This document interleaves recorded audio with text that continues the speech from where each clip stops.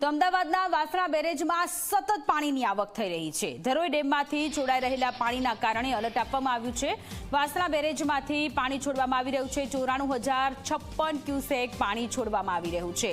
વાસણા બેરેજની સપાટી 131 ફૂટ પર પહોંચી છે। વાસણા બેરેજના 29 ગેટ ખુલ્લા મૂકવામાં આવ્યા છે।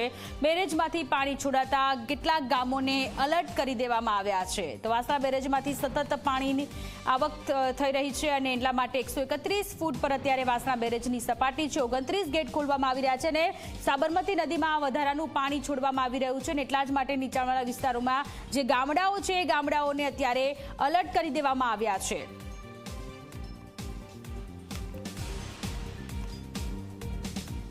સંત સરોવર ડેમ અને ધરોઈ ડેમમાંથી જે પાણી આવી રહ્યું છે, આવક જે પ્રાપ્ત થઈ રહી છે એને લઈને અત્યારે રિવરફ્રન્ટમાં પણ પાણીની આવક વધુ જોવા મળી રહી છે અને વાસણા બેરેજથી કેટલાક દરવાજા ખોલવામાં આવ્યા છે।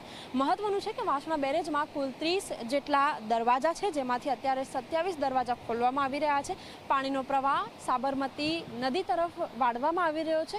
આસપાસના ગામડાઓમાં એલર્ટ આપવામાં આવ્યા છે, જેમાં પ્રશાસનના જુદા જુદા વિભાગ છે તેને પણ વાયરલેસ મેસેજ મોકલવામાં આવ્યો છે, જેમાં તમામ મામલતદાર જેઓ સાબરમતી, વટવા, મણિનગર, અસારવા, વેજલપુર, દસક્રોઈ, ધોળકા, ધંધુકા, બાવડા અને સાણંદના મામલતદારને પણ એલર્ટ રહેવા માટે સૂચના આપવામાં આવી છે। આ સાથે વ્હાઇટ સિગ્નલ એલર્ટ પણ ઇસ્યુ કરવામાં આવ્યો છે।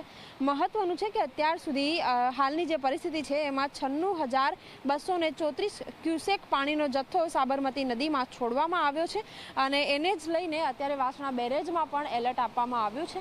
એલર્ટની સાથે સાથે એક સાયરન પણ અહીં વગાડવામાં આવે છે કે જ્યારે પાણી છોડવામાં આવે છે એ સમયે 3 થી 4 કિલોમીટર સુધી આ સાયરન સંભળાય તે પ્રકારની વ્યવસ્થા પણ કરવામાં આવી છે। સાથે જ કેટલાક ગામડાઓ છે, ખાસ કરીને નીચાણવાળા જે વિસ્તારો છે એમાં એલર્ટ આપવામાં આવ્યા છે। ઉપરવાસથી જે પાણી આવી રહ્યું છે તે નીચાણવાળા વિસ્તારોના ખાસ કરીને ગામડાઓમાં ન પ્રવેશી જાય એ પ્રકારે એલર્ટ આપવામાં આવ્યા છે અને તમામ જે પ્રશાસનના અધિકારીઓ છે તેમને એલર્ટ રહેવા માટે સૂચના આપવામાં આવી છે।